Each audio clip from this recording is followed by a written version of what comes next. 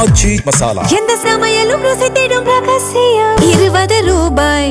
Okay, இந்தியாவினுடைய முதல் hydrogen ரயில் தொடங்கி வைக்கப்பட்டிருக்கு. இதோட காட்சிகளை நம்ம பார்க்குறோம். ஜிந்த், அதாவது ஹரியானாவில் இருக்கக்கூடிய ஜிந்த் அப்படிங்கிற பகுதியில் இந்த இந்தியாவினுடைய முதல் ஹைட்ரஜன் எரிபொருள் மூலம் இயங்கக்கூடிய ரயிலினுடைய இந்த இயக்கம் அப்படிங்கிறது தொடங்கி வைக்கப்பட்டிருக்கு.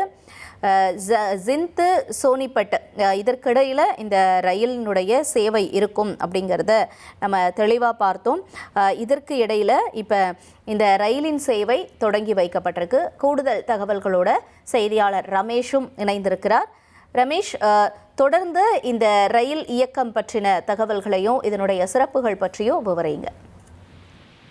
இந்தியாவினுடைய ரயில் உட்கட்டமைப்புல இன்றைக்கு ஒரு மிக முக்கியமான நாள் என்றே சொல்லலாம். ஏனென்றால் ஹரியானா மாநிலம் ஜிந்த் ரயில் நிலையத்திலிருந்து இந்தியாவின் முதல் ஹைட்ரஜன் ரயிலை பிரதமர் மோடி கொடியசைத்து துவக்கி வைத்திருக்கிறார்.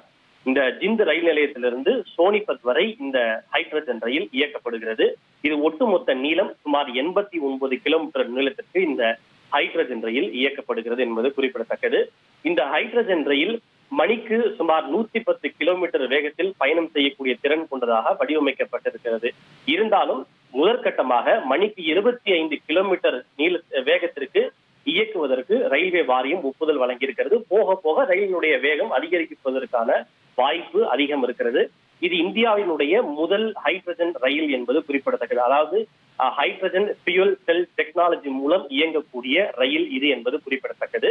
இது தவிர 10 ரயில் பெட்டிகளோடு இயங்கக்கூடிய உலகின் முதல் ஹைட்ரஜன் ரயில் இது என்பதும் குறிப்பிடத்தக்கது. ஏன் இதனை உலகின் முதல் ரயில் என்று சொல்கிறோம் என்றால், இது உலகில் வெகு சில நாடுகளில் மட்டுமே இந்த ஹைட்ரஜனால் இயங்கக்கூடிய ரயில் பெட்டி இயங்குகிறது. குறிப்பாக சைனா, ஜெர்மன் உள்ளிட்ட சில குறிப்பிட்ட நாடுகளில் மட்டுமே ஹைட்ரஜனால் இயங்கக்கூடிய ரயில் இயக்கப்படுகிறது. ஆனால் அவையெல்லாம் தற்போது வரை 3-4 பெட்டிகள் வரை மட்டுமே அதிகபட்சம் கொண்டது. ஆனால் இந்த ரயில், இந்தியாவினுடைய இந்த ரயில் என்பது அதிகபட்சமாக 10 ரயில் பெட்டிகளை கொண்டதாக வடிவமைக்கப்பட்டிருக்கிறது. அந்த வகையில் இது உலகிலேயே அதிக நீளம் கொண்ட ரயில் பெட்டிகளை கொண்ட ஹைட்ரஜன் ரயிலாக இது திகழ்கிறது என்பது குறிப்பிடத்தக்கது.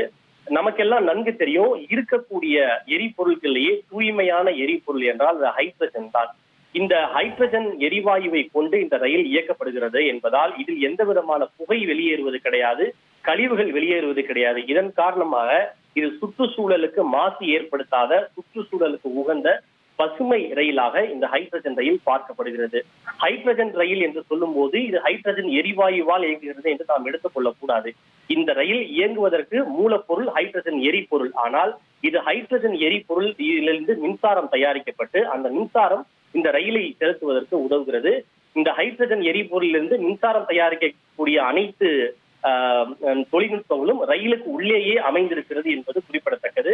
இதனுடைய வெளியேற்றமாக நீராவி மட்டுமே வெளியேறும். பொதுவாக நிலக்கரியோ அல்லது டீசலை கொண்டு இயங்கக்கூடிய ரயிலை நாம் இயக்குகின்ற போது அதிலிருந்து கரும் புகையும் கரியமில வாயு, அதாவது கார்பன் டை ஆக்சைடு போன்றவை வெளியேறுவதால் அது சுற்றுச்சூழலுக்கு பாதிப்பையும் மாசுவையும் ஏற்படுத்தும். ஆனால் இந்த ரயிலில் இருந்து விளை பொருளாக நீராவி, அதாவது வாட்டர் வேப்பர் மட்டுமே வெளியேறும் என்பதால் சுற்றுச்சூழலுக்கு எந்த விதமான மாசுவையும் ஏற்படுத்தாது என்று தெரிவிக்கப்பட்டிருக்கிறது. கிட்டத்தட்ட 2600 பயணிகள் வரை பயணம் செய்யக்கூடிய வகையிலே இது வடிவமைக்கப்பட்டிருக்கிறது. இது முழுக்க இண்டிஜினஸ் டெக்னாலஜி, அதாவது உள்நாட்டு தொழில்நுட்பத்தை கொண்டு வடிவமைக்கப்பட்ட ரயிலாகவும் இருக்கிறது. குறிப்பாக நமது தமிழ்நாட்டில் சென்னையை சேர்ந்த இன்டகிரேட்டட் கோச் ஃபேக்டரி என்று சொல்லப்படுகின்ற ICF ஃபேக்டரி இந்த வடிவமைப்பில் மிக முக்கியமான ஒரு பங்கை பெற்றிருக்கிறது என்பது குறிப்பிடத்தக்கது. சரி, இந்த ஹைட்ரஜன் எரிபொருள் இந்த ரயில் இயங்குகிறது என்று நாம் குறிப்பிட்டோம். இந்த ஹைட்ரஜன் எரிபொருளை நிரப்புவதற்கு ஒரு தனி நிலையம் ஒன்று, எப்படி நமக்கு பெட்ரோல் பம்பு, CNG பம்ப் இருக்கிறதோ, இந்த ரயிலுக்கு தேவையான ஹைட்ரஜன் எரிபொருளை நிரப்புவதற்கென்று இது இந்த ரயில் நிலையத்திலேயே தனியாக ஒரு ஹைட்ரஜன் பம்ப் ஒன்று அமைக்கப்பட்டிருக்கிறது.